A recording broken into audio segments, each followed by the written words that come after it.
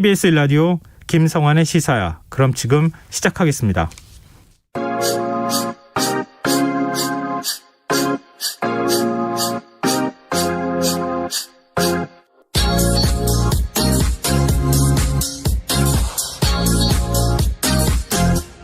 KBS 1라디오 김성환의 시사야.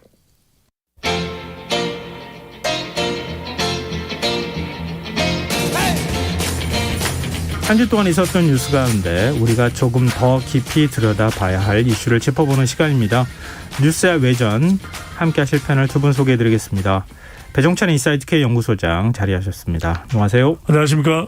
김민하 시사평론가 모셨습니다. 안녕하세요. 안녕하세요. 네. 앞서 저 오프닝에서 잠깐 얘기했지만 네. 도쿄올림픽 너무 걱정되네요. 상황이. 저는 이걸 일본 정부와 스가 요시히데 총리가 정치적으로 이용하는 거 아니냐 이런 생각이 자꾸 들거든요. 왜냐하면은 확진자 수가 도쿄도만 해도 줄지 않고 있는 상황이고 네. 지금 여러 나라에서 참가를 앞두고서 방역을 걱정하고 있거든요. 네. 그렇다면 관중을 드리는 것이 굳이 맞을까? 물론 선수들은 관중들의 박수 하나로 받고 싶죠. 하지만 지금은 코로나 국면이거든요. 저는 이게 자꾸 연상되는 게 1936년에 이 히틀러의 베를린 올림픽이 떠올라요. 그러니까 지금 일본에서도 여론을 살펴보게 되면은 반대 여론이 나오거든요. 네. 그렇다면 적어도 방역을 좀 더 철저히 해야 되는 것 아니냐. 선수들의 흘린 그동안 노력의 땀은 소중합니다. 그래서 우리도 경기를 보고 싶거든요. 하지만 일본이 이것을 마치 일본 정부의 정치적으로 활용하는 그런 잘못된 무대가 돼서는 안 될 것 같아요. 네. 김민하 평론가도 하실 말씀 있어요? 뭐 베를린까지 안 가더라도 1960 몇 년이니까 64년이니까 아무튼 그 당시 도쿄올림픽이 네. 전후에 어떤 일본의 어떤 새로운 어떤 출발, 이제는 더 이상 전후가 아니다, 이런 메시지가 된 것처럼 스가 요시히데 내각이 이제 그런 효과로 도쿄올림픽을 이용하리라는 것은 분명하죠. 거기다가 지금 상황에서는 도쿄올림픽에서 일본이 성적이 무조건 좋아야 됩니다. 그래야 국민들이 이 올림픽 치르는 건 잘했어. 스가 총리도 참 잘했네 생각해 보니까 네. 여론이 이렇게 될 거라고 기대하고 있는 거고, 그래야 방역을 제대로 못한 거에 대한 여러 가지 책임론도 비켜갈 수 있을 거라고 생각하는 건데 저는 뭐 의도대로 안 되지 않을까. 그래서 오히려 말씀하신 것처럼 방역에 있어서의 더 큰 혼란, 이런 것들 때문에 역풍이 불 것이다, 이렇게 생각을 합니다.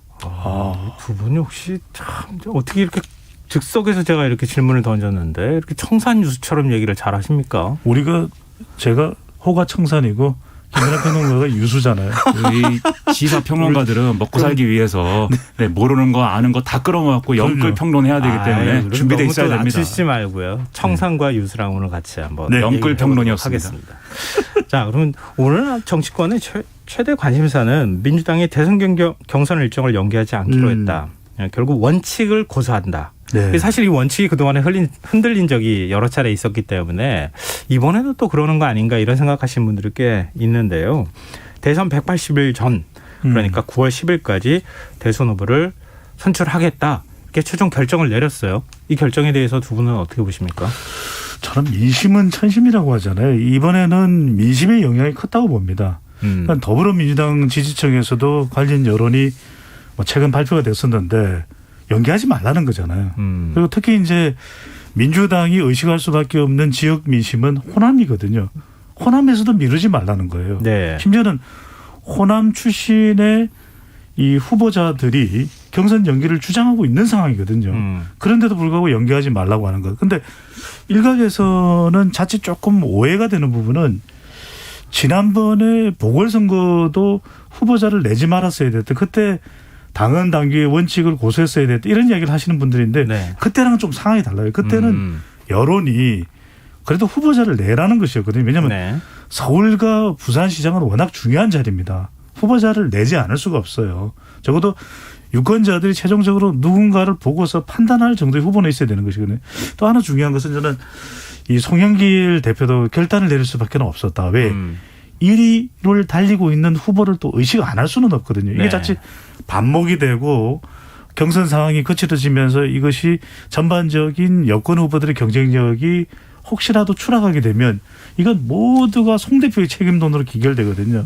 송 대표가 상임 고문, 상임 고문에 또 이낙연, 정세균 두 사람이 또 포함이 됩니다. 그런데 두 사람에게는 묻지 않았지만 상임 고문 그리고 이해찬 전 대표의 이름까지도 이야기를 했거든요. 이렇게 하면서 결과적으로는 그 책임을 다 지면서까지 연기를 해야 될 상당한 사유는 없다.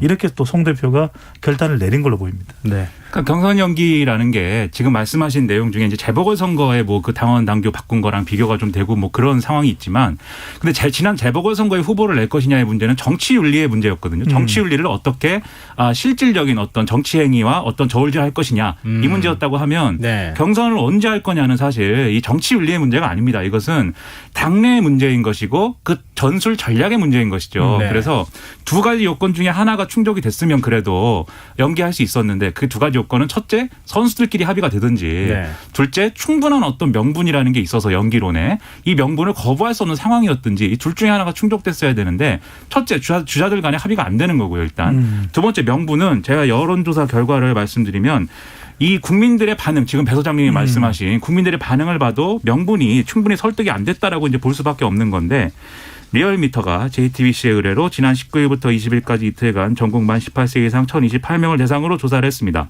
이 응답자의 55.8%가 경선을 연기하지 말고 현행대로 9월에 선출해야 된다 이렇게 답을 했고 네. 11월로 연기하라는 사람은 이 답변한 사람의 24%잘 모르겠다가 이제 20.3%였다는 겁니다.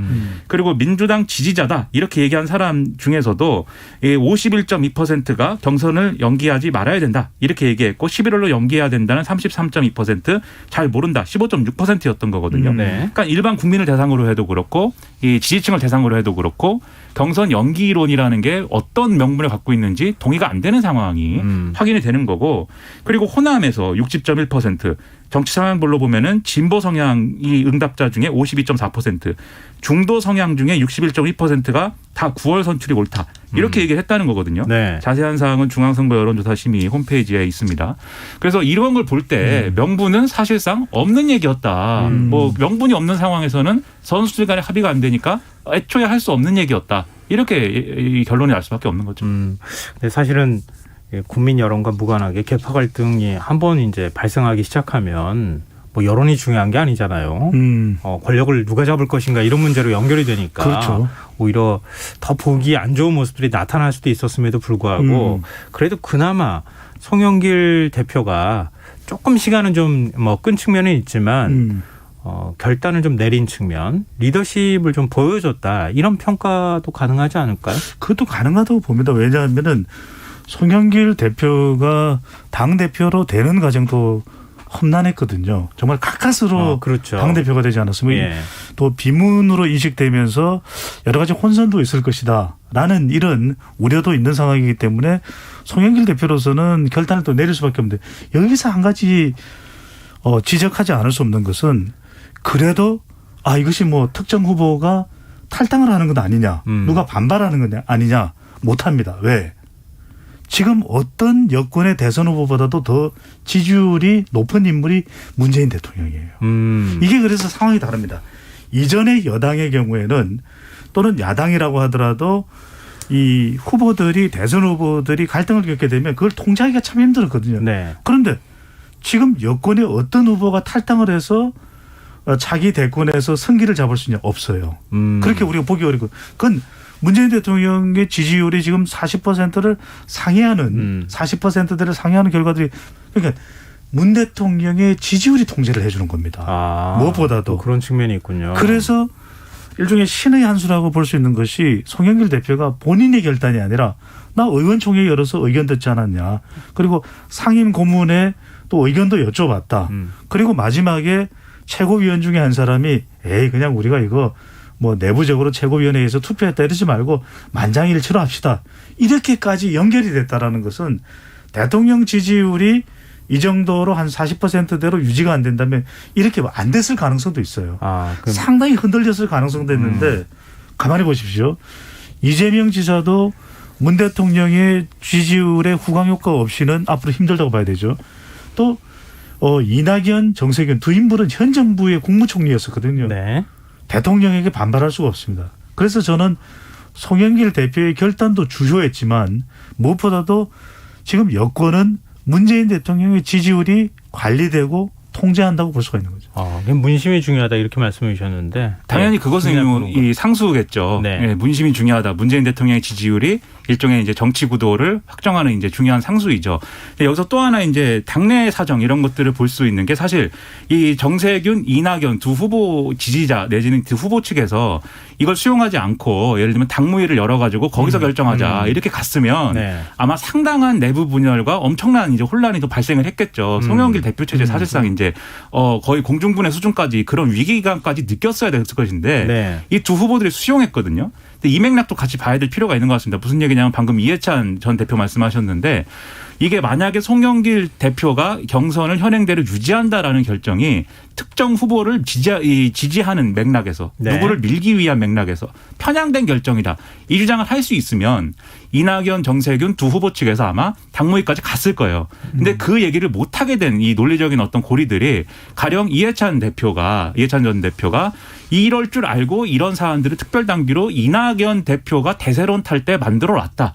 이런 논리를 제시를 한 것이고, 네. 그리고 여기서 숨은 이제 역할을 한 사람 중에 하나가 추미애 전 장관이라고 저는 봅니다. 왜냐하면 또 그래요? 추미애 전 장관이 경선 연기하자 이쪽에 손을 들었으면 이게 전형적인 비주류 대 주류 이런 구도로 사실은 이 대권자들 간의 갈등이 쭉 이제 뭐랄까요 나눠지는 국면에 왔을 수가 있는데 추미애 전 장관은 뭐 세간에서는 어쨌든 친문 주류의 뭐 지지를 받을 거다 뭐 이렇게 평하지 않습니까? 네. 그 친문 주류가 뭔지는 제가 모르겠지만 아무튼 어쨌든 지금 현 정권의 강력한 지지층 중에 일부를 어쨌든 지지를 받고 있는데 그런데 지금 사실상 이재명이냐 반 이재명이냐의 1차적인 전선이라고 볼 수 있는 경선 연기할 거냐 말 거냐에서 사실 어쨌거나 경선 연기하지 말자 편에 섰단 말이에요. 그러면 이 구도 자체가 그러면 이 이재명이냐 아니냐의 구도라기보다는 정세균, 이낙연은 왜 이걸 주장하는 거냐 얘기가 이렇게 되거든요. 네. 그래서 여기서 명분을 더 찾기 어려워졌기 때문에 결국은 수용하는 것밖에 안 남았다. 이 이낙연, 정세균 이 두 주자 입장에서는 그렇게 볼 만한 측면도 있다고 봅니다. 김민하 평론가 이야기대로 저는 이 추 전 장관의 역할이 상당히 중요했다고 봅니다. 이번에 경선 일정과 관련해서는. 네. 왜냐하면은 최근에 이 추 장관을 일컬어서 빅데이터나 네티즌들은 추 장군이라고 불러요. 추 장군이라고. 추 장군이라. 왜냐하면은 추다로크라고 옛날에 부르지 않았어요? 그 별명도 있고 사실 그게 이제 연동된 거겠죠. 네. 그만큼 추 전 장관이 아주 강한 성향의 친문 지지층으로 확보하고 있거든요. 근데 이게 중요한 거죠. 왜냐하면 과연 추 전 장관이 본선 후보가 될 것으로 기대하고 대선에 출마하냐. 그건 아닐 수도 있어요. 뭐 이제 우리가 단언할 수는 없지만 그럼에도 불구하고 문재인 대통령 만들기에 또 당대표로서 기여했던 것이 추 전 장관이거든요. 네. 그러니까 추미애 전 장관이 윤석열 전 총장하고도 대립하면서 또 친문 지지층들을 흡수한 것도 있고 그러니까 추 전 장관이 경선 일정을 그대로 가자 한 이 입장이 어떤 의미를 담고 있을까?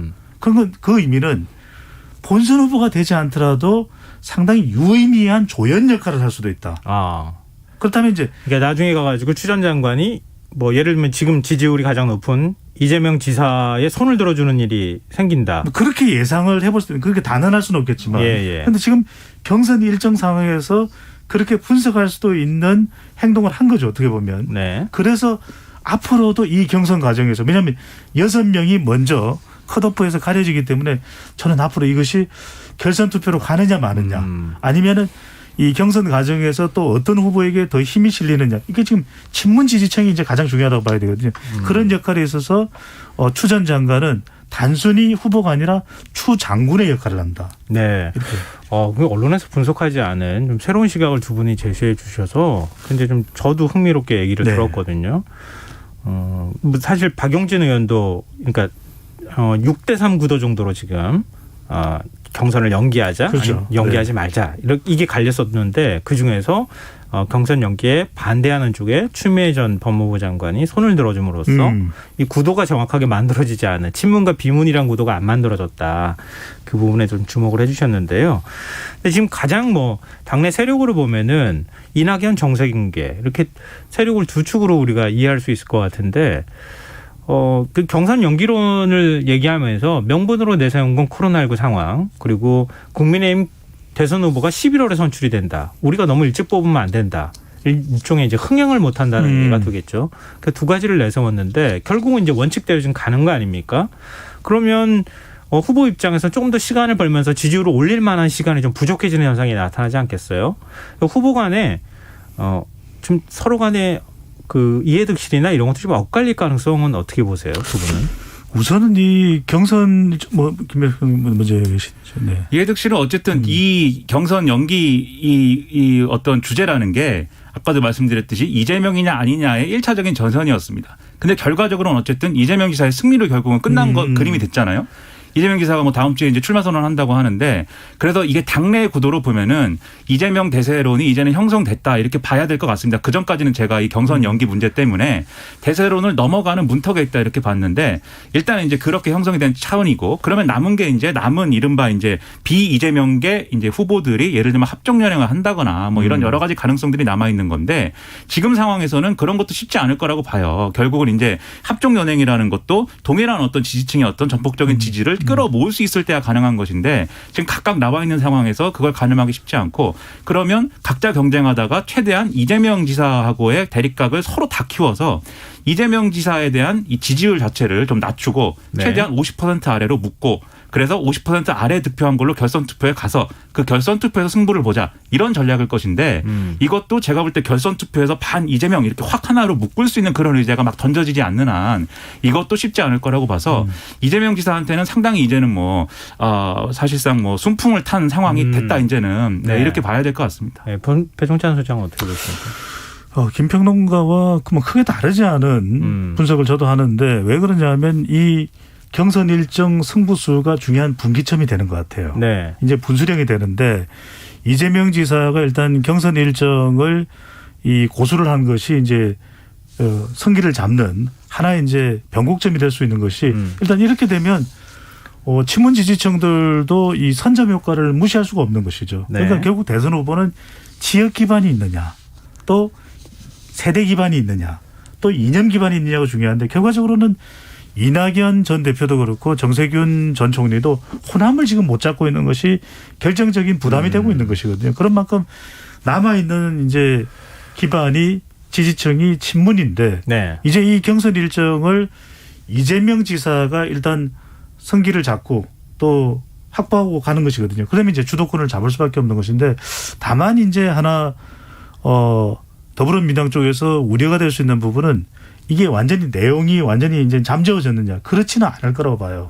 그러면 아직까지 반 이재명 전선이 내부적으로는 자리 잡고 있다.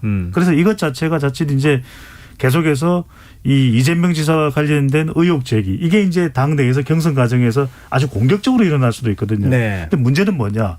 이런 과정들이 좀 생산적이고 더불어민주당의 전반적인 차기 대권 경쟁력을 확대하는 것이 아니라 자칫 잘못하면 국민의힘 쪽에 유리한 그런 국면을 넘겨주는 상황도 초래될 수가 있는 것이거든요. 너무 자기 후보들끼리 네거티브를 하게 되면 후보가 너무 상처가 나서 나중에 본선에 가면 거의 네. 뭐 이 힘을 다 잃어버리는 이런 지경이 되기도 하잖아요. 바로 그런 상황이죠. 그래서 지금부터 중요한 건 송영길 대표가 이 경선을 얼마나 주목도를 높이고 경선 관리를 효과적으로 잘하느냐가 중요하겠죠. 네, 자연스럽게 얘기가 연결될 수밖에 없을 것 같은데요. 판세를 흔들 변수 앞으로 그러니까 지금 9월 10일까지 가는 동안에 어떤 변수가 남아 있을 거라고 보십니까?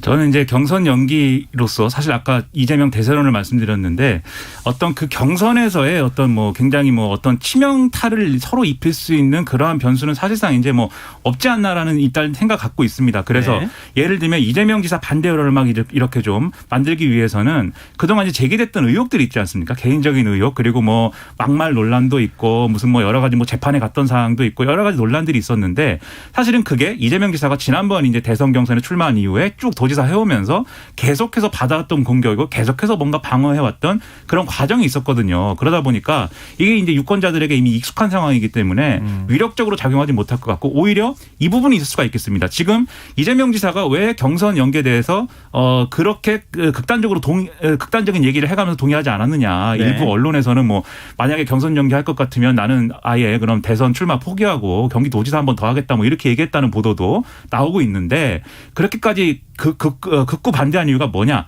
라고 하면 시간이 필요하다는 거거든요. 본인의 목소리를 낼 9월 달에 일단 빨리 본인의 어떤 대권자수 확정이 되고 네. 그다음에 본인 목소리를 내야 될 필요가 있다라는 건데 이게 자칫 잘못하면 지금 문재인 정권과의 어떤 차별화 그리고 네. 그 차별화를 통한 어떤 지지층 유실 이런 게 걱정될 수가 있기 때문에 당신이 어느 목소리를 어디까지 낼 거냐 이거에 대해서 사실 경선 과정 중에 나름대로 반 이재명 후보들이 공략을 계속 할 겁니다. 여기서 이재명 지사가 어떻게 중심을 잡느냐가 뭐 경선에 미칠 또 하나의 변수가 될 가능성은 아직 있다고 봐야 되겠죠. 문재인 대통령하고의 차별화. 네. 그 배종찬 소장 혹시 변수로 꼽을 만한 게 있다면?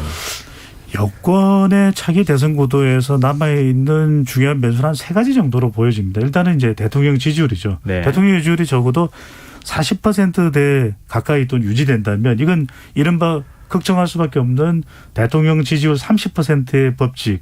이 우려의 범위는 이제 넘어서게 되는 것이거든요. 네. 왜냐하면 대통령의 지지율이 한 35% 미만이 된다면 이게 정권 교체 의향이 상당히 높아질 수밖에 없고 이전에도 정권을 유지하지 못했던 그런 사례들이 있거든요. 그런데 대통령 지지율이 낮아지게 되면 굉장히 불안해질 수가 있는 거죠. 이거 어떤 후보라도 정권을 재창출하는데 힘든 것 아니냐 이런 이제 지적이 나올 수 있고 두 번째는 이제 가상 대결인데 이재명 지사가 지금 가장 앞서고는 있지만 그렇다고 가상 대결 1대1 대결 구도 지지율 조사 결과를 보면 그렇다고 해서 보수 야권 후보를 훨씬 앞서는 것도 아니에요. 네. 그러다 보면 이런 상황이 계속되다 보면 이제 9월 초에는 대선 후보가 선출돼야 되지만 계속해서 여권 내에서 이런 지적이 나올 수 있죠. 아니 이거 이재명이라도 안 되면 어떡해.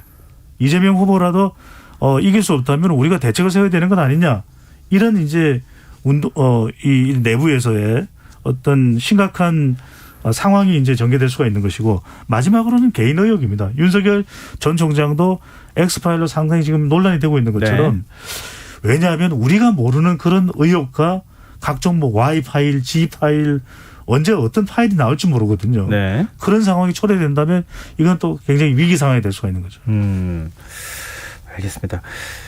지금 그 현재 일정 나온 것 보면 7월 9일부터 11일까지가 그러니까 6월 28일부터 30일까지가 예비 후보 등록이고 예비 경선이 7월 9일부터 11일 사이 있고 그다음에 7월 11일에 6명의 후보자 이제 컷오프를 해서 6명을 남기겠다 이제 이거 아닙니까? 먼저 가려지죠. 예. 네.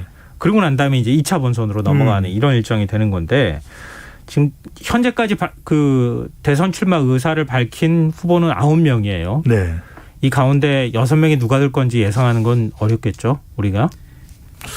우선 그래서 이제 이건 또 후보들이 지금 열심히 뛰고 있는 상황이라 그렇죠. 우리가 네. 누구라라고 이야기는 하기는 어렵겠지만 이제 지금까지 나와 있는 여론조사 결과로 뭐 대체로 이제 추론을 한다면 경쟁력이 크게 바뀌지 않는다면 이재명, 이낙연, 추미애 그리고 정세균 전 총리 예. 그리고 박용진 의원까지는 포함되지 않을까. 그 나머지는 상당히 가리기는 쉽지 않을 것 같아요. 이광재, 최문순, 양승조 지금 거의 비슷하고 어떤 차기 대선 후보 여론조사 결과에 따라서도 지지율의 차이가 있거든요. 네. 그런 만큼 좀 더 지켜봐야 되겠죠. 네.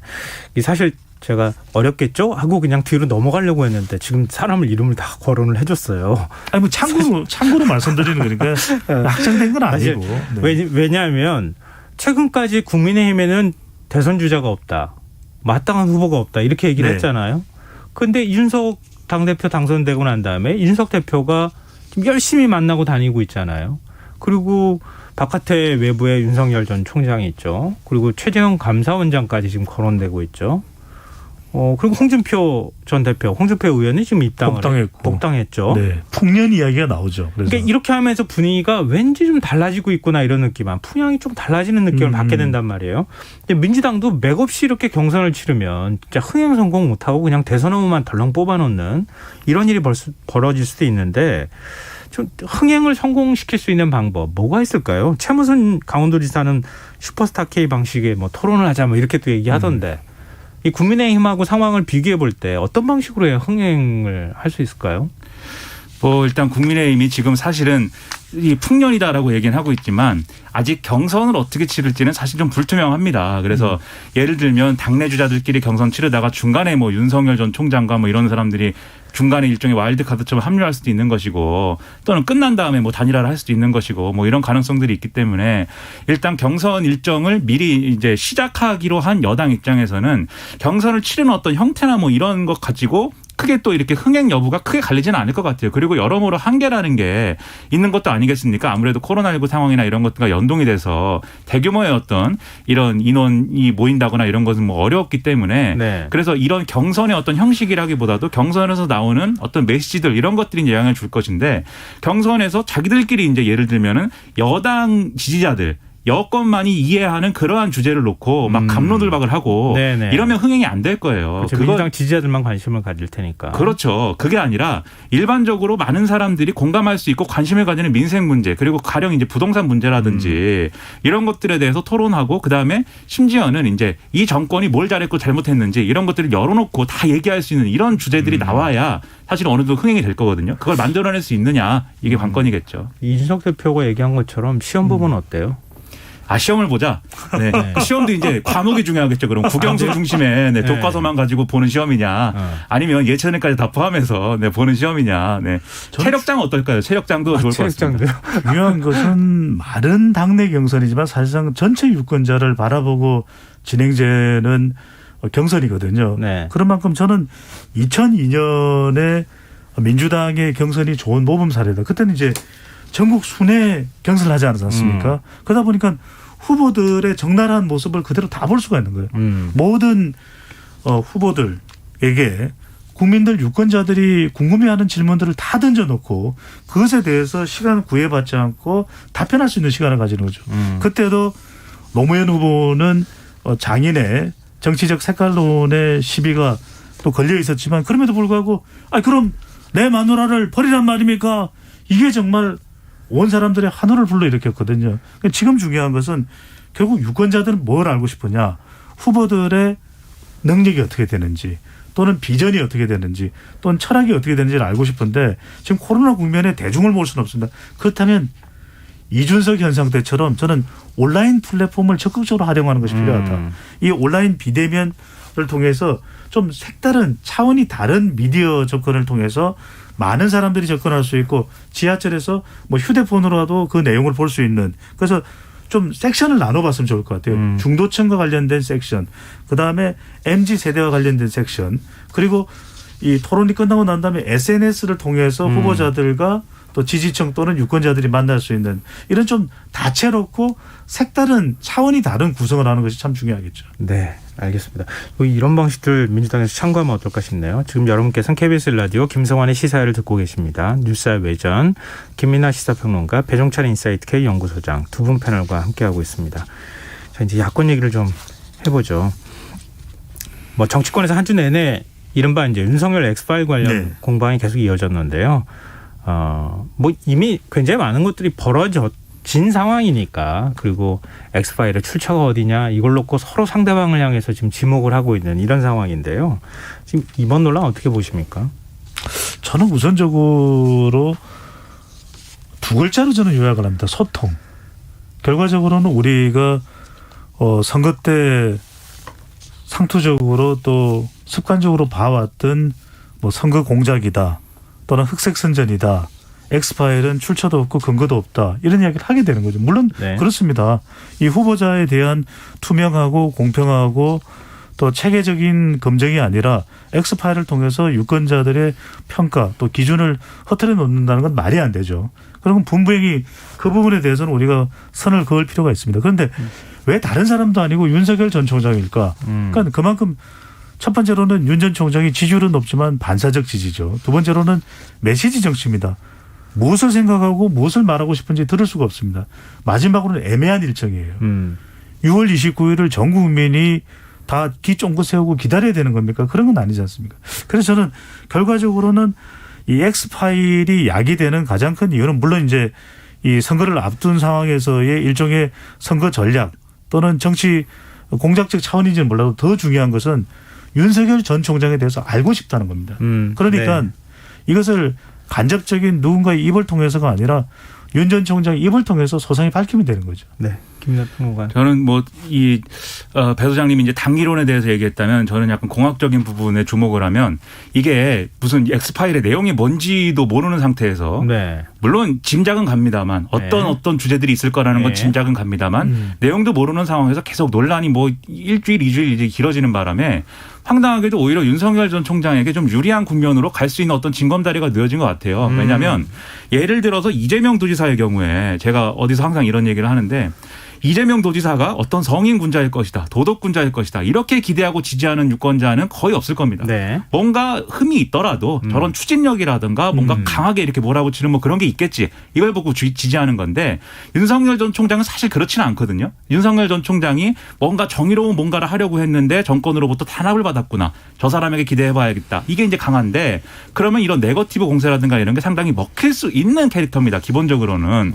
문제는 뭐냐면 지금 엑스파일도 그렇고 그 전에 이제 추미애 전 장관의 징계 청구도 그렇고 그 전에 이제 여당에 이제 있는 분들이 계속해서 이제 어떤 장모 사건, 배우자 문제 이런 것들이 계속 거론을 해왔잖아요. 이게 네. 마치 영화의 예고편처럼 이제 여러 번 이제 진행이 된 건데 예고편이 여러 번 진행이 되면 본편에 대한 기대가 사실 줄어들 수가 있거든요. 근데 이번 엑스파일이 사실 좀 그런 차원이었습니다. 그래서 윤석열 전 총장 입장에서는 곧 검증 국면이 올 건데 그 검증 국면에서 분명히 이런 식으로 계속 반응을 할 거예요. 무슨 이제 의혹이 제기가 되면 거봐라 공작이다. 거봐라 엑스파일 그때 그 얘기 또 하는 거냐. 계속 이렇게 대응할 것이기 때문에 검증을 피해갈 수 있는 어떤 빌미를 뭐 장성철 소장이나 지금의 야당이 의도하진 않았겠지만 그런 게 마련될 수 있는 기점이 됐다는 점에서 참 황당한 일이다. 이런 생각이 좀 들었습니다. 저는 조금 생각이 다른데 짧게만 이걸 하나 먼저 말씀드리고 싶은 게 뭐냐면 빅데이터로 그래서 저는 분석을 해봤습니다. 네. 이게 그냥 지나갈 문제인가 그렇지가 않은 거예요. 왜냐하면 소셜 매트릭스 인사이트에 지난 5월 25일부터 6월 24일까지 내용을 분석을 해봤더니 윤석열과 엑스파일을 동시에 입력을 했습니다. 그랬더니 이 최근에 이제 6월 19일 이후에 엑스파일이 윤석열이라고 하는 검사의 거의 한 절반 이상 정도, 절반 가까이 차지할 정도로 관심도가 많아졌어요. 네. 알고 싶다는 겁니다. 네네. 그러니까 이것이 의혹이고 정치 공작이고 흑색 선전이고 네거티브일 줄은 몰라도 그래도 그 내용이 진실은 규명돼야 된다라는 것이 대체로 지금 이것에 대해서 궁금해하는 사람들의 반향이거든요. 반향. 또 하나는 이제 제 얘기도 그냥 지나간다고 한 건 아니에요. 네. 네네. 관심도와 기대라는 측면에서 어떻게 얘기를 제가 한 거죠. 김민하 평론가 이야기를 지나간다고 하겠어요. 그다음에 이제 지지율 파급성도 보면 관련되는 연관어를 보더라도 웬만큼 지금 대선과 관련돼 있는 중요 연관어와 다 걸려 있어요. 그 이야기는 엑스파일이 어떤 내용이냐에 따라서 저는 절대 이것이 쉽게 넘어갈 수 있는 내용은 아니라는 것. 마지막으로는 이것이 야기된 것이 저는 소통의 필요성, 소통의 그건 이제 부족과도 얘기하셨고. 관련돼 있다고 보입니다. 예. 그러니까 일종의 간보기 정치를 하는 것 때문에 오히려 부작용으로 나타날 네. 측면도 있다 이 그래서 말씀이신데요. 한 그 예로 지금 최재형, 김동연 이렇게 부각되는 이유도 그 불확실성에 대한 그 부분을 치고 들어오는 이유라도 볼 수 있는 거죠. 지금 우리가 이제 이른바 엑스파일과 관련해서 얘기를 쭉 하고 있고 최근에 이제 여론조사 보면 윤석열 전 총장과 관련된 지지도가 좀 빠지는 현상이 나타났고 유의미하게 좀 연관이 돼 있다 이렇게 보는 게 맞을 것 같은데요. 근데 이런 상황에서 7월로 조금 대선 출마 시기를 그러니까 정계 진출 선언을 좀 늦출 것이다 이런 얘기가 나왔는데 6월 29일로 탁 그냥 정했어요. 더군다나 매운 윤봉길 기념관을 그 선언 장소로 선택한 것. 그럼 어떻게 보십니까? 뭐 김민하 평론가 일단 일정에 대해서 제가 이제 많은 말씀을 드린 바 있지만 이 일정에 대해서도 사실 애초에는 27일에 한다고 그랬는데 뭐 하루 이틀 늦춘다고 했다가 다시 6만 7초가 됐다가 뭐 7월 중순까지 갈 수 있다고 했다가 이제 6월 29일이다 이렇게 된 거잖아요. 네. 그러니까 이런 것도 사실 메시지 관리나 이런 것들이 제대로 안 돼 있구나 이런 생각을 들 수밖에 없는 그런 과정이 있었습니다. 그리고 윤석열 전 총장 지지율이 일부 여론조사에서 일부 빠졌는데 네. 그 어떤 결정적인 영향이 엑스파일이다라기보다는 이런 불분명한 행보와 계속해서 전원 정치와 본인이 뭐 아직도 검찰총장이 아닌데 다른 사람을 통해서 메시지를 내고 뭐 이런 것에 대한 피로감이었거든요. 그렇기 때문에 윤석열 전 총장 입장에서는 더 미루는 것보다는 29일에라도 그냥 정해진 대로 가는 게 낫다. 정치 참여 선언하는 게 낫다 이렇게 판단을 했을 것 같고 그다음에 윤봉길 기념관의 의미에 대해서는 앞으로 윤석열 전 총장이 뭐 그렇게 보입니다. 이게 아무래도 윤봉길 의사는 우리 모두가 존경하고 어쨌든 우리의 어떤 우리의 공동체의 어떤 근본을 넣은 훌륭한 이제 인물이지만 네. 현대의 정치적 맥락에서 오늘날 누군가 정계 진출 선언을 하는데 그 배경이 윤봉길 의사다라는 거는 다소 이제 올드한 이미지가 있거든요. 어떤 보수적인 애국주의적인 그러한 이제 맥락의 정치를 연상케 하는 측면이 있다는 점에서 보수 지지층을 상당 부분 겨냥한 측면이 있다고 보이고요. 그리고 여기를 시작으로 해서 그럼 앞으로 보수층만 쭉 갈 거냐? 아니죠. 광폭 행보를 이제 모색을 하겠죠. 그래서 광주도 가고 그래서 예를 들면은 호남과 진보에 한번 구애하고 그다음에 보수에 한번 구애하고 이런 행보를 계속 해가면서 자기 지지층을 넓히는 시도를 하기 위한 초석이다. 저는 이렇게 보입니다. 네. 뭐 지금 이제 그 시점을 선택한 거나 이런 것들에 대해서 김민하 평론가의 얘기에 크게 이견이 없으면 제가 배종찬 소장께 이거 좀 여쭤보고 싶은데 최재형 감사원장 정계 진출할 것 같아요. 현재 분위기가 벌써 7월 중순으로 날짜까지 나오고 있는 상황인데 경쟁력이 좀 있을까요? 또 현재 감사원장이 곧바로 이렇게 대선 주자가 되는 걸 이걸 어떻게 봐야 하는가 마지막으로 그 말씀 좀 듣고 싶네요. 일단 이제 당위성이죠. 현 정부의 감사원장인데 대선 출마한다. 그러니까 어떤 대선 출마를 어떤 정치적인 뭐 해방구 이렇게 생각해서는 안 될 것 같아요. 또는 다른 정치적인 입장 표명의 무대 차원으로 해석해서는 안 된다. 아니 물론 현 정부와 또는 여당과 이견이 있을 수는 있겠죠. 그럼 그 부분에 대해서 감사원장으로 분명하게 원칙을 또 입각해서 자기의 소신을 이야기하면 되는 거죠. 그걸 하지 말라고 하는 경우는 없거든요. 근데 이제 그것의 반발 차원이 이 대선 출마다 그렇게 인식돼서는 곤란한 자리인 것 같고요. 대통령이라고 하는 자리가. 또 하나는 과연 파괴력이 있을까? 뭐 국민의힘이 입당을 할 것으로도 좀 뭐 전망이 되고 있는데 저는 우리 유권자들이 아까도 말씀드렸지만 결국 대선 후보는 그런 정치적인 본인의 이 숙성 과정을 통해서 지역 기반, 세대 기반, 이념 기반을 가지는 것이거든요. 어느 날 호련히 뭐 출마 의지를 밝혔다고 해서 유권자들이 와 정말 대통령감이다 이렇게 평가받지는 않는다. 한마디만 하면 정계 진출의 정당성이 하나도 없고요. 정계 진출하게 되면 불쏘시개로 끝날 겁니다. 네, 알겠습니다. 마지막으로 따끔한 일침을 또 주시기도 하셨는데요. 저희 청취자분들께서 의견 주시는데 유튜브에서 홍재님께서 오늘 김민하 평론가 배추도사님 나오시네요. 이렇게 두 분 나오시는 거에 대해서 반갑다고 하셨고요. 네, 시사 배추죠. 네, 문자를 안 보낼 수가 없네요. 청산유수 영끌브라더스 오늘도 멋진 방송으로 청취자들 즐겁게 해주셔서 감사합니다. 이런 의견 보내주셨습니다. 네, 뉴스의 외전 오늘 여기서 마무리하겠습니다. 지금까지 배종찬 인사이트 K연구소장 김민하 시사평론가 두 분과 함께했습니다. 고맙습니다. 고맙습니다. 감사합니다. 오늘도 수고한 당신들의 이야기가 여기 있습니다. 김성환의 시사야.